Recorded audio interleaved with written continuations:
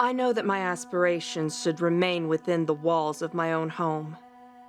If I wish to travel, I should do it within the pages of my books. I am now a widow. While I felt sad when my husband's illness led to his departure from this world, I can't say that I was devastated. Only in the confines of my heart can I freely admit that I felt unchained. Now, Robert was a good man. He treated me with civility and provided a stable hearth upon which other women would happily stake a claim. But such placid satisfaction suffocated me. The still waters Robert provided reeked a stagnancy that crushed my soul. Some women would wish to make their destination Paris, others Vienna. My lures were not of the languorous intoxication of the sophisticate, but the defying provocation of the rugged adventurer. Rather than perching in an apartment sipping an Austrian tea, or lounging in an outdoor cafe and coyly turning my profile for the passers-by to a stunning effect, I wanted to scale a mountain. I wanted to be beyond my depth.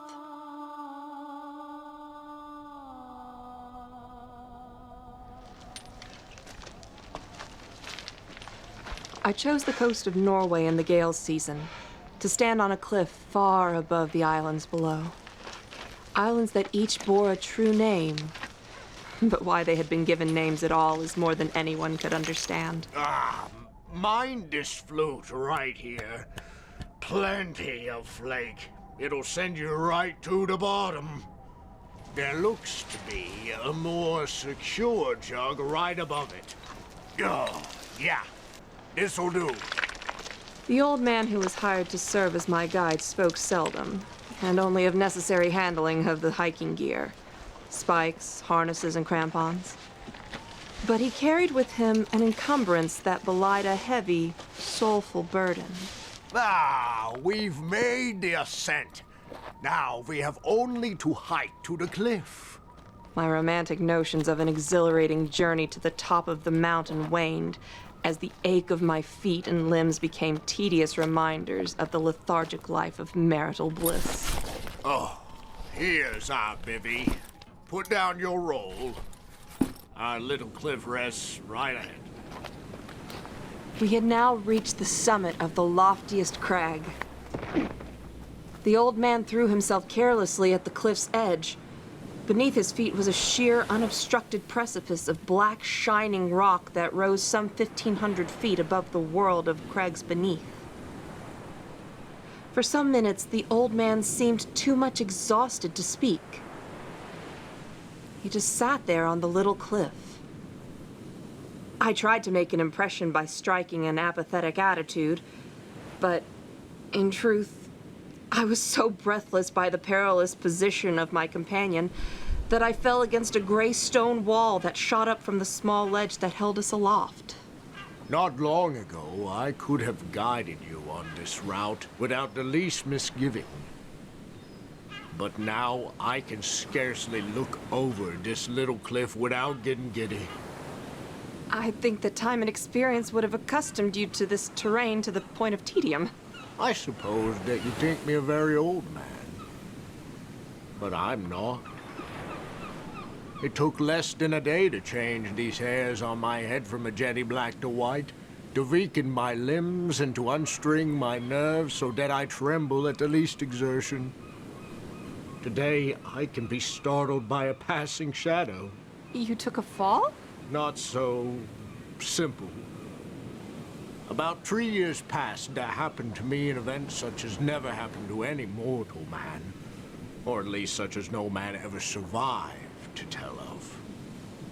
And the 6 hours of deadly terror which I then endured have broken me, body and soul.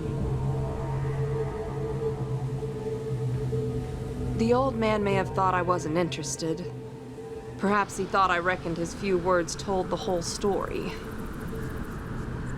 But my thoughts were on the fear that the winds would blow us both into oblivion. I clung to the shrubs around me and dared not even glance upward at the sky. I struggled in vain to divest myself of the idea that the very foundations of the mountain were in danger from the fury of nature. A superfluous dark reflex caused my foot to leap forward. The sole of my boot landed into a puddle that rested innocently enough before me. The small lizard that scampered mutely from the puddle to the low-lying grass caused a sharp revolt to my senses. A rusty butterfly flitted past my nose. After I removed my footwear from the slimy creature's habitat and composed myself, I was glad for the diversion. Anything to distract me from the dangerous vista that laid itself out before me. It was long before I could reason myself into sufficient courage to sit up and look out into the distance. The old man spoke as though he knew my thoughts. You must get over these fancies, dearie. I've brought you here that you might have the best possible view of the scene of that event I mentioned. And I can tell you the whole story with the very arena of terror just under your eye. The event that left you broken? It happened here?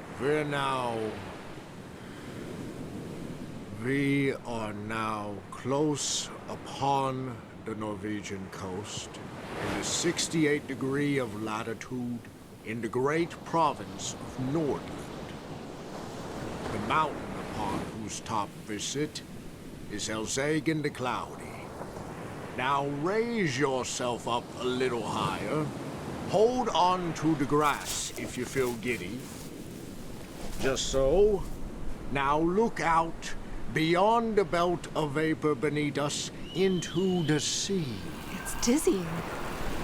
I never imagined the expanse of the ocean so wide, nor water so inky blue. A panorama more deplorably desolate isn't imaginable. The island in the distance is called by the Norwegians Berg.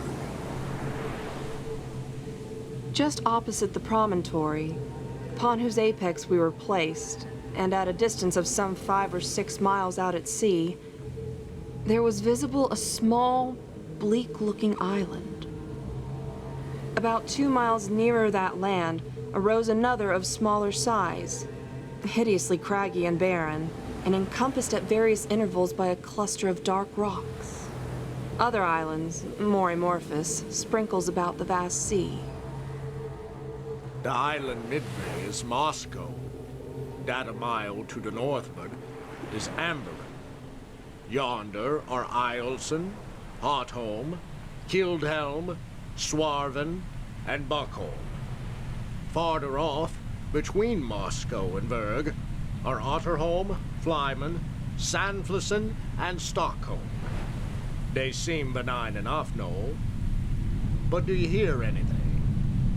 Like a herd of buffalo I once heard on the American prairie. Any change in the water? The currents are acquiring a monstrous velocity. Vast beds of water seamed and scarred into 1,000 conflicting channels. Look! Now the whole sea lashes with an ungovernable fury. Heaving, boiling, hissing. Innumerable vortices, and all whirling and plunging onto the eastward. And more rapidly than water assumes, except in precipitous descents. And now, a radical alteration. The whirlpools. One by one are disappearing. What are those? Those streaks of foam? Yes? They're spreading out from where the whirlpools were. Still in the same shapes. They seem to form the germ of something. Something far more awe-inspiring. Now, look. The shapes. They assume a singular existence. A circle. More than a mile in diameter, I'd say. The edge of the world, there's a broad belt of gleaming spray. A terrific funnel whose interior, as far as the eye can fathom it, is a smooth, shining, jet-black wall of water, speeding dizzily round and round with a swaying and sweltering motion, and sending forth to the winds an appalling voice, half shriek, half roar.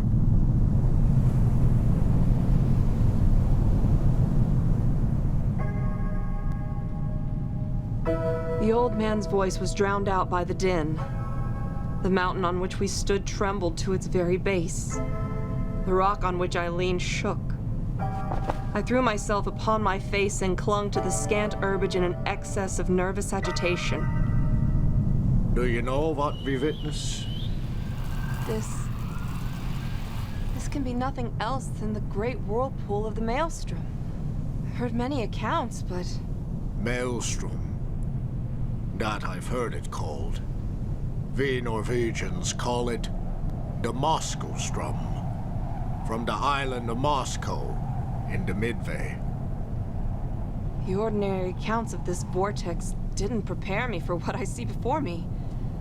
There are some stories that capture the details, but their effect is exceedingly feeble in conveying the complete sensual panorama. Now that you've experienced the world from a distance, we'll creep round this crag, so as to get in its lee and deaden the roar of the water. There, I will tell you a story. One to convince you that I ought to know something of the Moscow-strom. Take my hand.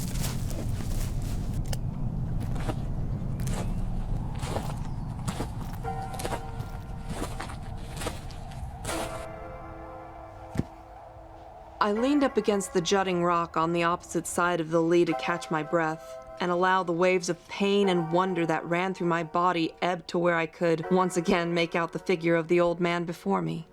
Standing like a great oak, strong but twisted, he was biting a block of tobacco off the wide blade of his buck knife. It was the only sustenance that I saw him take all day. He chewed thoughtfully, and then, when he had spit out the dross that didn't serve his taste, he began his story. Myself and my two brothers once owned a schooner-rigged smack of about 70 tons berthing, with which we were in the habit of fishing among the islands beyond Moscow, nearly to Verg. In all violent eddies at sea, there is good fishing at proper opportunities, if one has only the courage to attempt it. But among the whole of the Lofoten coastmen, we three were the only ones who made a regular business of going out to the islands. Hey, Niles. Are you and your daft brothers heading out to the Moscow deep today? We'll tame the eddies and bring home a venturous load, while you and your feeble friends go to beg the sea for minnows. Why not the common grounds? There, the fish can be got at all hours without any risk.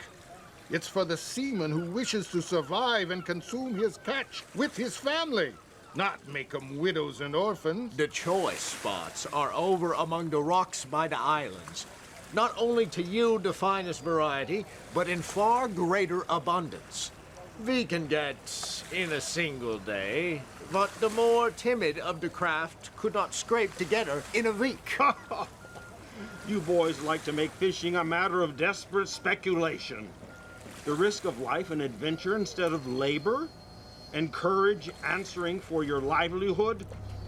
We just want to bring home a living.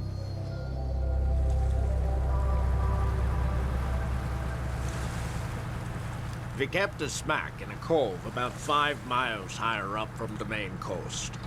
In fine weather, we took advantage of the 15-minute slack to push across the main channel of the Moscow-strom, far above the pool, and then drop down anchorage, where the eddies are not so violent as elsewhere. That doesn't sound so dangerous as common accounts make it. And when things are as they should be, there's only an augury of peril. In this place, we used to remain until nearly time for slack water again, when we weighed and made for home. We never set out upon this expedition without a steady side wind for going in common, one that we felt sure would not fail us before our return, and we seldom made a miscalculation upon this point. But when a miscalculation is made after all is said and done, it's a horrible danger. And that's the truth.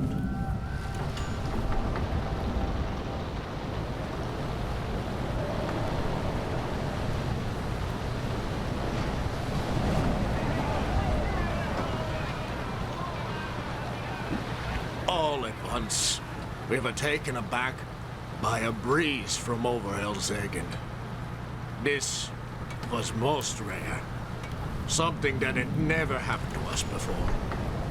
And we began to feel a little uneasy, without exactly knowing why. We put the boat on the wind, but could make no headway at all for the eddies. I was upon the point of proposing we return to the anchorage when, looking astern, we saw the whole horizon covered with a singular copper-colored cloud that rolls with the most amazing velocity.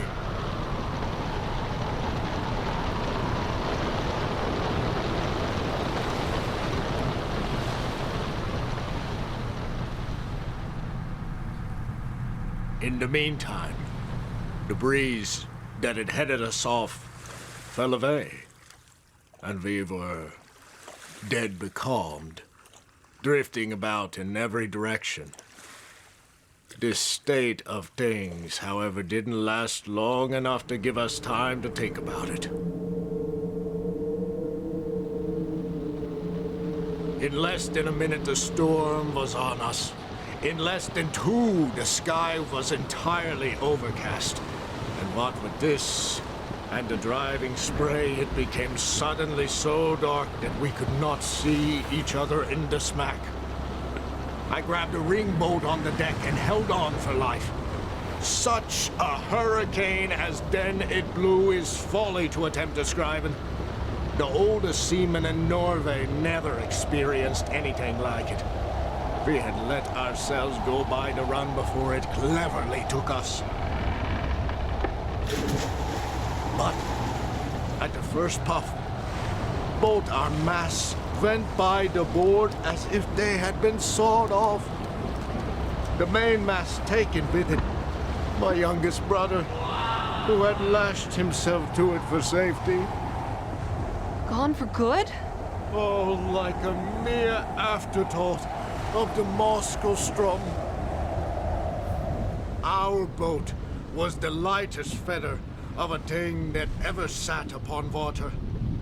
We should have foundered at once. For some moments, we were completely deluged. All this time, I held my breath and clung to the ringbolt. When I could stand it no longer, I raised myself upon my knees, still keeping hold with my hands, and thus got my head clear. Presently, our little boat gave herself a shake, just as a dog does in coming out of the water, and in some measure rid herself of the sea. But how?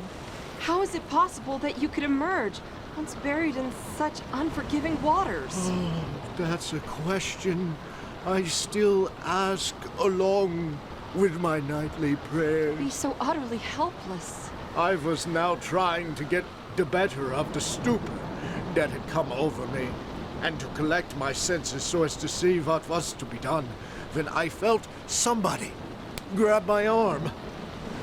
It was my elder brother, and my heart leaped for joy, for I was sure that he was overboard. But the next moment turned all this joy to horror, for he put his mouth close to my ear and screamed out the word, Maelstrom!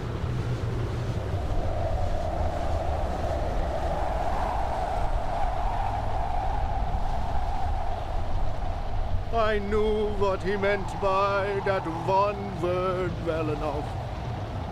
I knew what he wished to make me understand.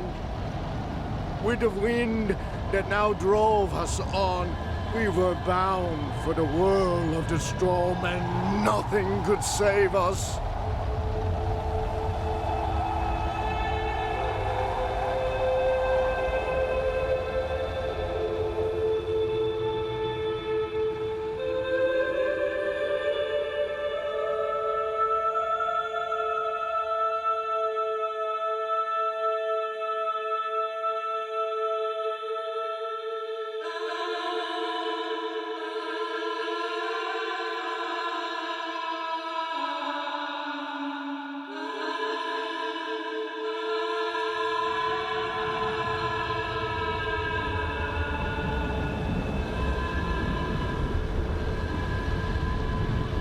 Now we were driving right upon the pool itself, and in such a hurricane as this.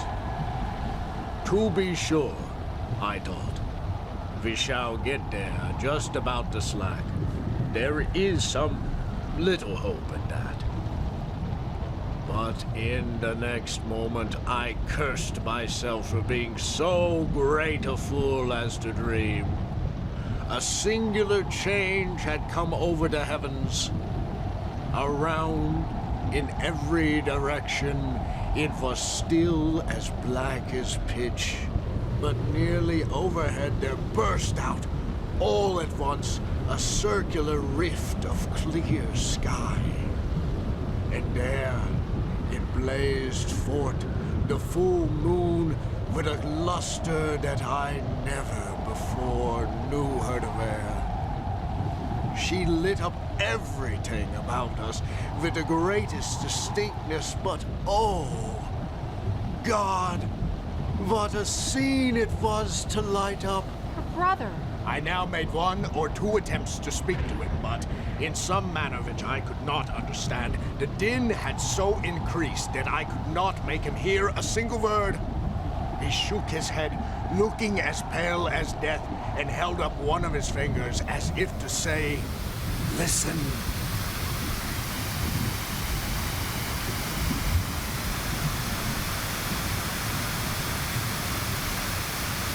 A gigantic sea happened to take us right under the counter and bore us with it as it rose up, as if into the sky.